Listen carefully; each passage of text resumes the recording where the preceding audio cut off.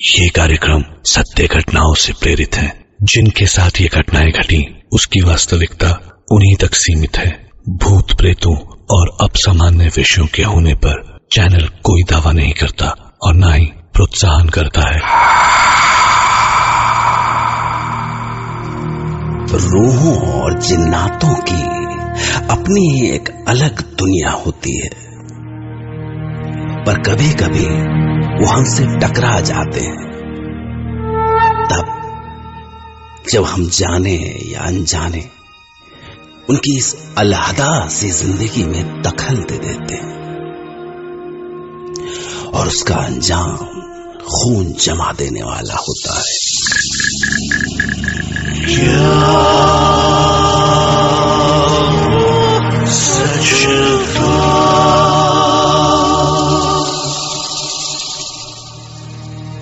मैं डॉक्टर नागर आज आपके सामने कुछ ऐसी ही कहानी लेकर आया हूं।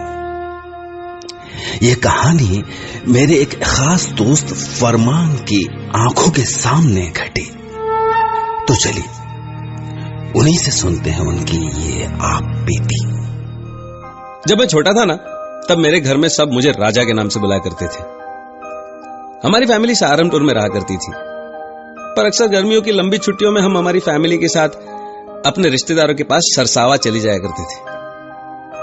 बस वहां पहुंचने के बाद तो हमारा एक ही काम हुआ करता था, सुबह सुबह बैट बॉल लो, निकल जाओ, जमकर क्रिकेट खेलो और फिर दोपहर को खाना खाने के लिए घर लौट आओ।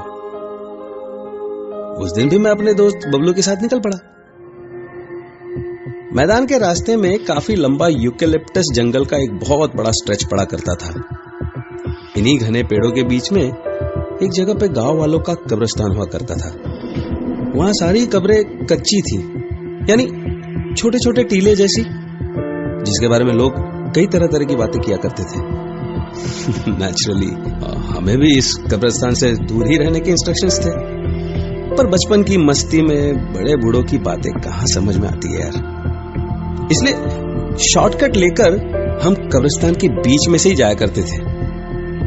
उस दोपहर भी हम लोग और दिनों की तरह खेल के उधर से ही लौट रहे थे। जून की दोपहर थी और हवाएं और उनसे उड़ती सूखी पत्तियां अजीब सी आवाजें कर रही थी।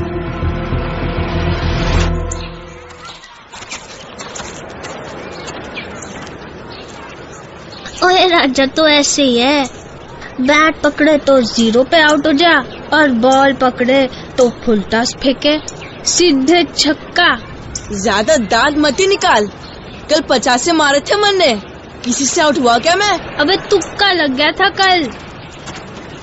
ओ बबलू, उसमें पैर मत रख, कबर है वो। अरे मरने वाला मर लिया, अब यहाँ थोड़ी सो रहा वो। अबे तेरे पीछे भूत। हाँ, कहाँ? अबे देख कैसे फूंक सरक गई इसकी। देख भाई, पैंट तो ना गिल्ली हो गई। चुप रहो, सीधे घर चलो।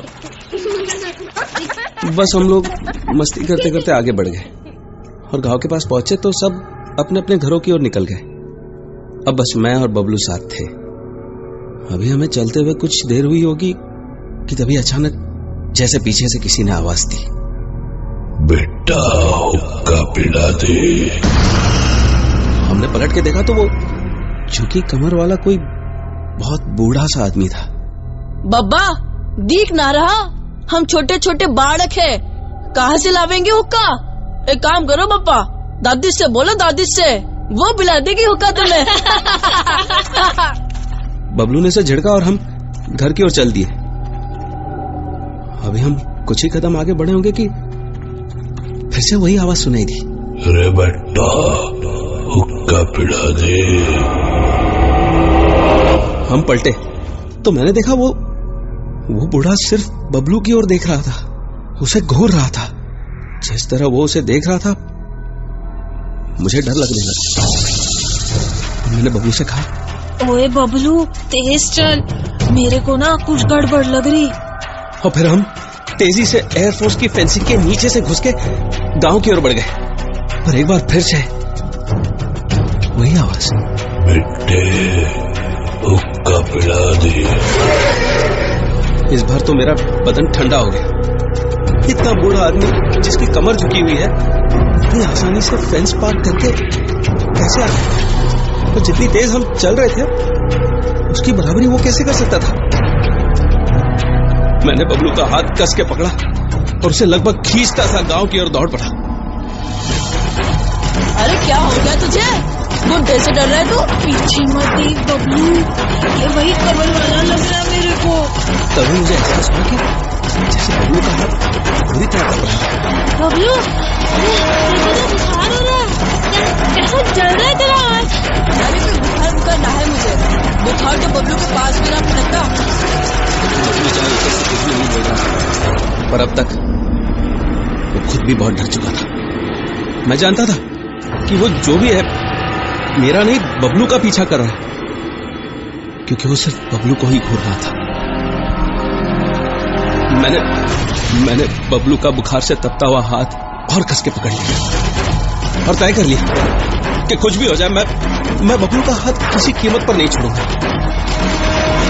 और हम घर की ओर लगभग भाग ही रहे थे, पर अभी भी वो आवाज हमारा पीछा छोड़ने को तैयार नहीं थी।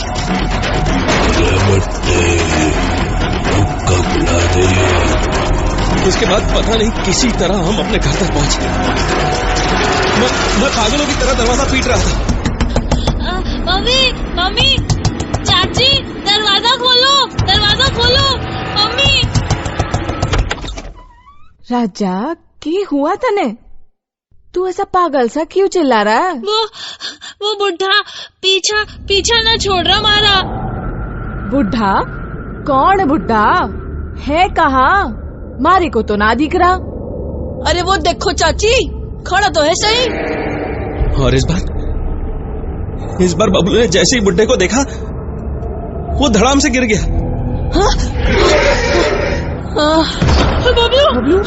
बबलू उठ बेटा, बबलू। उसी ने किया है, उसी ने पीछे पड़ा हमारा। बेटा साफ साफ बोल, कौन पड़ा है? किसने किया? माँ देखना, माँ वो ना खड़ा है। और इस बार जब मैंने पीछे घूमकर देखा तो वो बुड्ढा जैसे 15-20 दिन की सड़ी हुई लाश था। अजीब सी गंध का झोंका आया मेरी नाक में। लगा जैसे मुझे उल्टी हो जाएगी। खून जम गया मेरा। तब तक बबलू की माँ के साथ आस पड़ोस वाले भी आ गए वहां। बबलू की माँ तो बबलू को ऐसे पड़ा देखकर बदहवास रोने लगी। क्या हो गया मेरे बच्चे को? उठ बबलू, बबलू उठ, इधर देख। बबलू, कोई से उठाओ, मेरे बच्चे को देखो क्या हो गया है। बबलू उठ, कोई तो देखो इसे। बबलू, बबलू अपनी माँ की तरफ देख। बबलू, किसी को तो बुलाओ, कोई डॉक्टर, ओझा, किसी को तो बुलाओ, मेरे बच्चे को उठाओ। बबलू। किसी को कुछ समझ में नहीं आ रहा था कि आखिर बबलू को हुआ क्या है। वो तो बिल्कुल बेजान सा पड़ा था। कोई उस पर हवा कर रहा था, कोई उसके चेहरे पर पानी के छींटे मार रहा था। मन्ने तो लगे हैं, भूत ने पकड़ लिए हैं। हाँ, जिन लगे हैं मन्ने तो। हटो हटो हटो हटो, भीड़ मत लगाओ, हटो। सबको वहम हो गया दिखे। सुन राजा, पहले तो यो बता कि थारे साथ हुआ क्या? चाचा, वो बुढ़ा पीछे पड़ा है हमारे। उसी ने बबलू को मार दिया। राजा बेटे रो रही थी, कुछ ना हुआ बबलू को? अच्छा सुन, अब यो बता, वो बुढ़ा तेरे को अभी दिख रहा? हाँ। अच्छा यो बता कि वो बुढ़ा कहाँ खड़ा है? वो सामने, वो बस बबलू को देख रहा है। उसे बदला ले रहा है वो चाचा। बदला? भाई साहब, यो इसका वहम ना हो सके ना। बात मान मारी, यो वहमना है।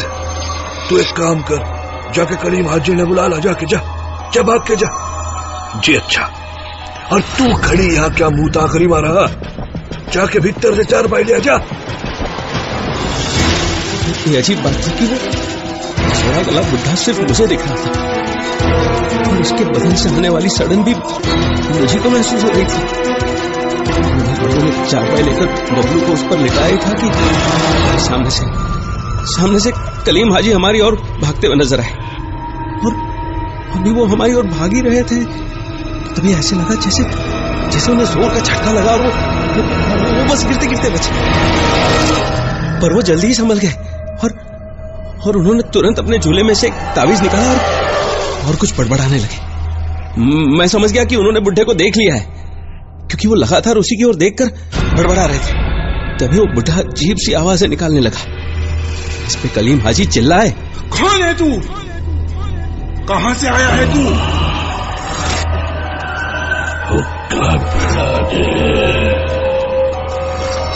मेरी बात का जवाब नहीं देता, यही गाड़ दूंगा तुझे।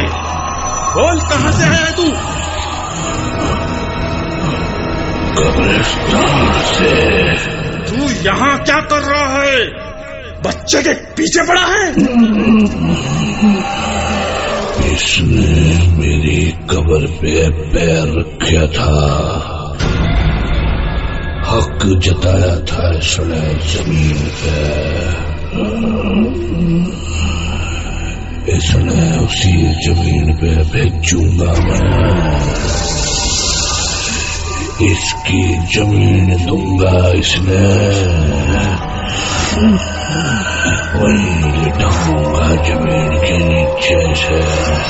इस बुढ़े का इतना कहना था कि तभी बबलू का चारपाई पे पड़ा हुआ बदन बुरी तरह कांपने लगा।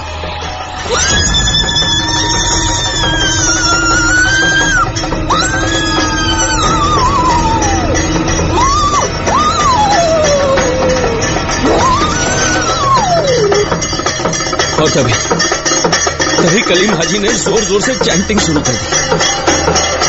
जैसे जैसे वो बड़बड़ाते जा रहे थे, बुढ़ा गुस्से से जानवरों सी आवाजें निकालने लगा।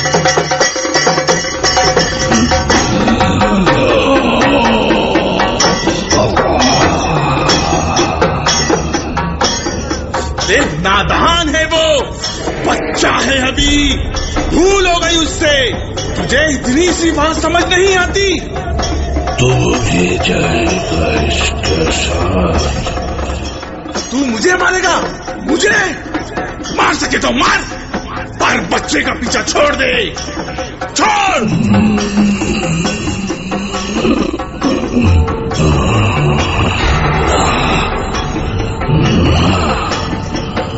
उसको तो मैं उसकी जमीन दिलाऊंगा, उसको ना छोड़ के जाऊंगा मैं ना।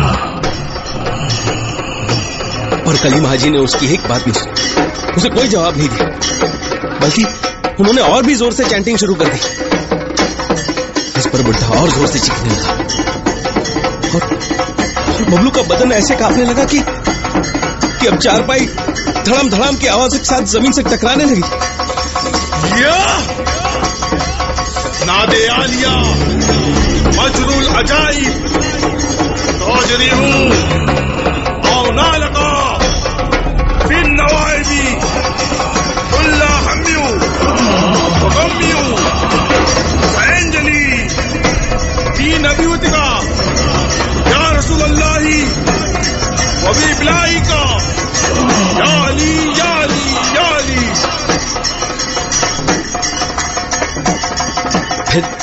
फिर कलीम हाजी वैसे ही बड़बड़ाते हुए उसकी ओर बढ़े और उन्होंने उसकी ओर फूंका।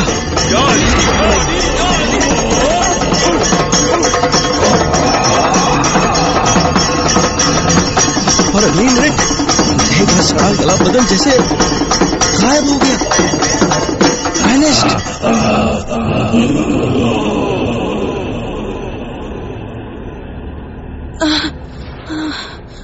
और तभी बबलू का कांपना भी बंद हो गया और वो दर्द से कराने लगा। मम्मी, माँ। ओ हाजी चाचा, चला गया कि था कौन वो? चला गया वो, पर आज के बाद कोई मत जाना वहां। बहुत बुरी रूह है वो, जिन्नात की ताकत है उसमें। वो कुछ भी कर सकता है, कुछ भी कर सकता है। कोई मत जाना वहां, बिल्कुल मत जाना। या अली। तब तो सब कुछ नॉर्मल हो गया। पर उसके बाद मैं कई दिनों तक बुखार में पड़ा रहा। शायद डर गया था मैं, और उसी डर ने इस वाक्य को हमेशा के लिए मेरे दिमाग में छाप दिया। बबलू से अनजाने ही सही, पर वो भारी भूल हो गई थी जिसने उसकी जिंदगी को खतरे में डाल दिया था। बाय द वे, आपके पास वक्त है 1 दिन का। जब तक मैं एक नई कहानी लेकर लौटूंगा, तब तक आप सोचिए इस रहस्य को कि बबलू के साथ दरअसल जो हुआ, क्या वो सच था?